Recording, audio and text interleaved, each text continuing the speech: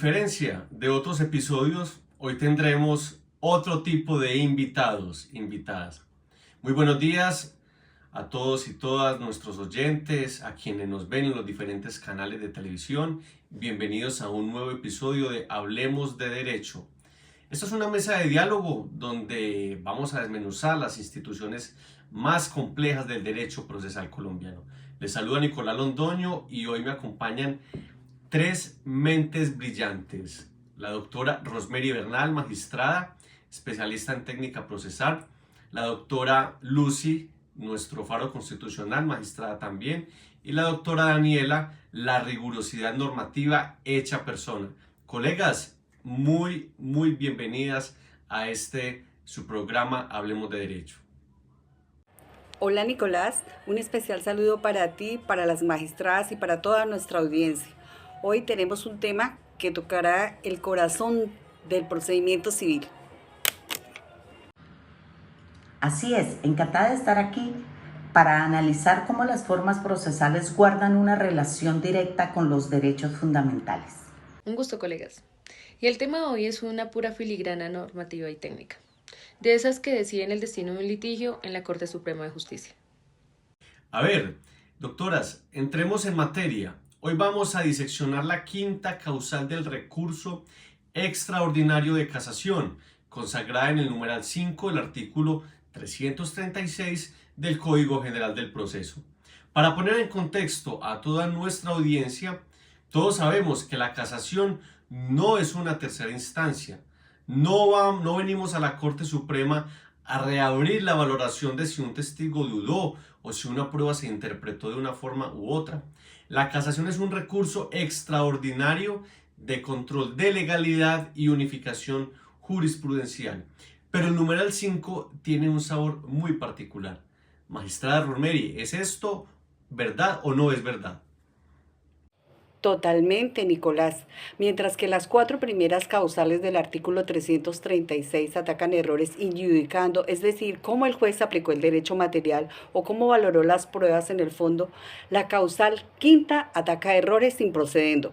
Examina cómo se tramitó el juicio. En palabras sencillas, no importa qué tan justo o brillante parezca la decisión en el fondo, si el contenedor, es decir, el proceso, estaba corrompido por una nulidad insana, la sentencia simplemente no puede sostenerse. Exacto. Como dirían los clásicos, la forma en el derecho público es garantía de libertad. Doctora Daniela, vamos a la norma. ¿Qué nos dice exactamente el numeral 5 del artículo 336 y cuáles son sus pilares? La norma es tajante, Nicolás. El texto legal dice: haberse dictado sentencia en un juicio viciado de alguna de las causales de nulidad consagradas en la ley, a menos que tales vicios hubieran sido saneados. Y aquí está el punto. Para que un abogado logre que la Sala de Casación Civil de la Corte Suprema le abra paso a un cargo por esta causal, tiene que demostrar tres elementos concurrentes e inseparables. Taxatividad de la nulidad, el primero. La irregularidad debe ajustarse estrictamente a algunas de las causales previstas en el artículo 133 del Código General del Proceso. No existe una nulidad por simple molestia procesal ni por cualquier irregularidad que la parte considere relevante. 2. Preexistencia al fallo. El vicio debió configurarse antes o al momento de dictarse la sentencia. 3. Falta de saneamiento o legitimación. El vicio debe estar vivo. Si la nulidad era saneable y la parte guardó silencio o la convalidó, la oportunidad en casación se esfuma de inmediato. Y ahí es donde entra la dimensión constitucional, ELA. Desde la perspectiva del artículo 29 de la Constitución Política, la forma no es una exigencia litúrgica. Las causales de nulidad del artículo 133 no son un invento caprichoso del legislador, son las barreras de protección del debido proceso, del derecho a la defensa y del acceso a la administración de justicia. Cuando el numeral 5 exige que el proceso esté limpio de nulidades no saneadas, la Corte Suprema no está actuando como una aduana de formalismos, sino como una guardiana suprema de las garantías constitucionales. Excelente aporte, Lucy.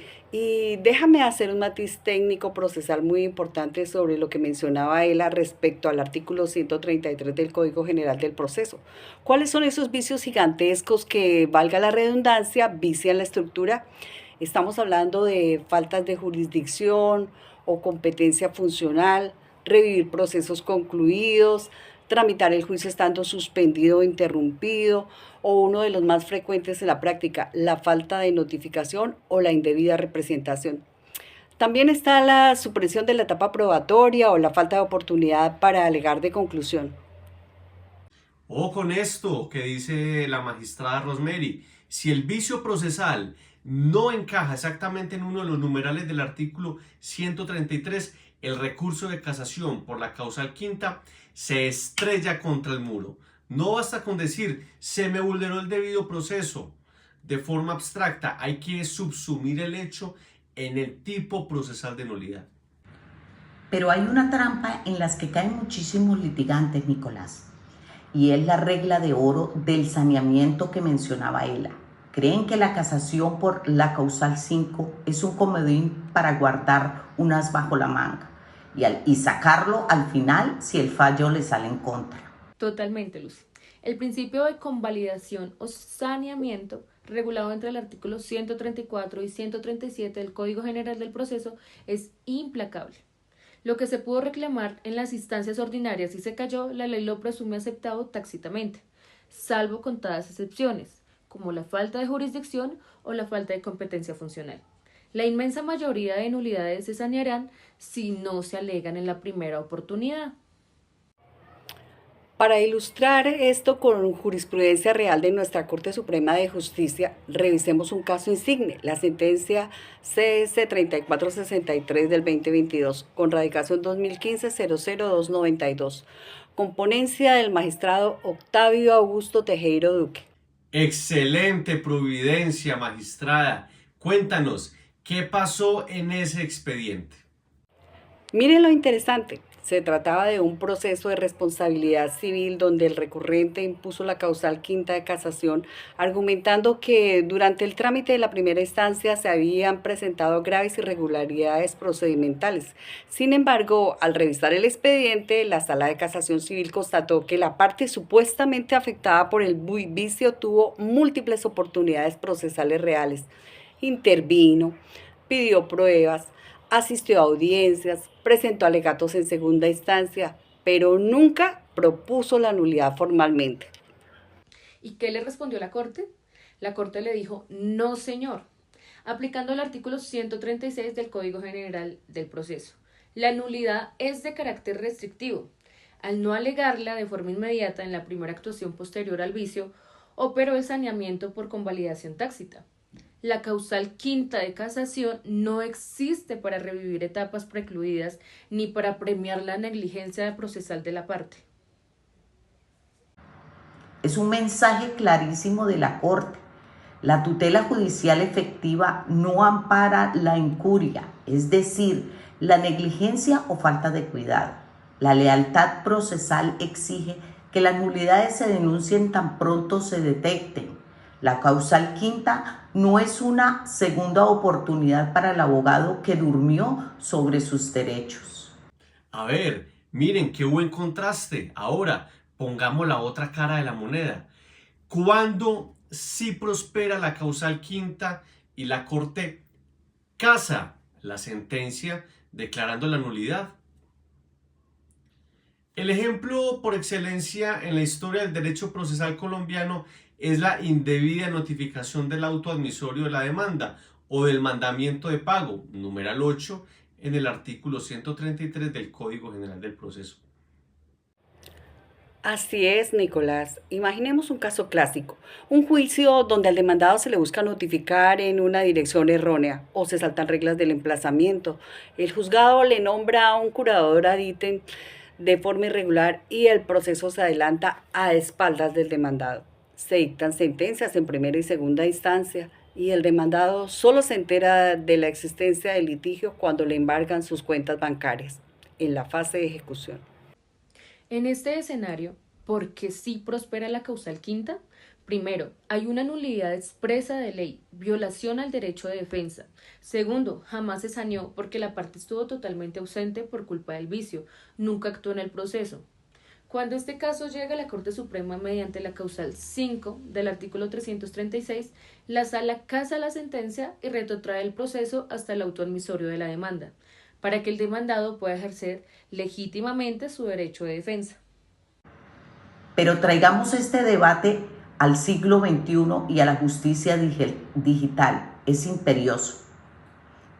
Analizar la sentencia STC 4737 del 2023, dictada por la Sala Civil con casación en la Ley 2213 del 2022, que recogió el famoso Decreto 806 del 2020. ¿Qué pasó en este caso, Rosemary? Un caso fascinante de la era digital. Un demandado interpuso una tutela solicitud de nulidad alegando que jamás se le notificó debidamente el mandamiento de pago porque la notificación enviada por correo electrónico se fue automáticamente a la carpeta de correo no deseado, al spam. Argumentaba que al no haber abierto ni leído el correo de su bandeja principal, se configuró una indebida notificación que viciaba el proceso. Un argumento muy común hoy en día, pero jurídicamente erróneo. La Corte Suprema sentó una doctrina trascendental basada en el artículo 8 de la Ley 2213 del 2022, que busca precisamente modernizar la justicia mediante notificaciones electrónicas, expedientes digitales y audiencias virtuales. El primer factor determinante para la validez de la notificación electrónica es la evidencia técnica de la entrega del mensaje en el servidor o buzón del destino, no el acto subjetivo voluntario de abrir o leer el correo. El segundo, la carpeta de spam o correo no deseado forma parte integral de la dirección electrónica del correo del usuario. Es carga del ciudadano revisar todos los días buzones de correo. En ese contexto, la Sala Civil sostuvo que la justicia digital no ampara la negligencia. Si el correo fue enviado correctamente a la dirección registrada, la notificación se entiende surtida plenamente válida, aunque el destinatario no haya visto por estar en spam. Como no actuó en los términos legales siguientes, cualquier inconformidad se entendió saneada. La causal quinta jamás procederá bajo el pretexto del spam. La indebida notificación solo se configura cuando el efecto proviene del órgano judicial, no de la desidia tecnológica del destinatario. Ave María, qué claridad de concepto, doctoras. En síntesis, para toda nuestra audiencia procesalista, jueces, abogados, estudiantes de derecho, el numeral 5 del artículo 336 del Código General del Proceso es el vehículo mediante el cual la Corte Suprema actúa como médica cirujana del proceso. Si el órgano procesal está amputado desde su nacimiento por un vicio insano, la sentencia no sobrevive. Así es, Nicolás. Recuerden las diferencias sustanciales. Las causales 1, 2, 3 y 4 evalúan cómo se decidió el fondo del asunto, mientras que la causal quinta evalúa cómo se juzgó, ataca la estructura misma del trámite. Y recordar las 3 reglas de oro para la causal quinta. Taxatividad, artículo 133 del Código General del Proceso. 2. Inexistencia y saneamiento, no haber guardado silencio ni convalidado. 3. Legitimación y trascendencia, haber sufrido un perjuicio real en el derecho de defensa y no ser la parte que provocó el error. En conclusión, las formas procesales garantizan que en un Estado social de derecho el fin no justifica los medios. Una decisión sustantiva justa, pero lograda a través de un procedimiento ilegal que atropelló las garantías fundamentales, carece de toda validez jurídica. Sabias palabras para cerrar, doctora.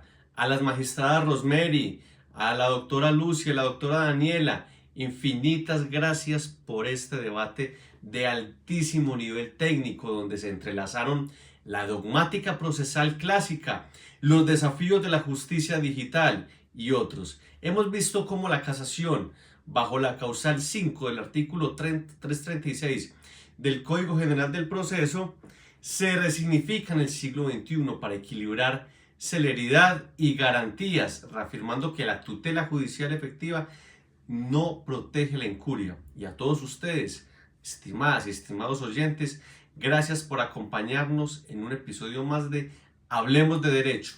Nos veremos y nos escucharemos en una próxima entrega.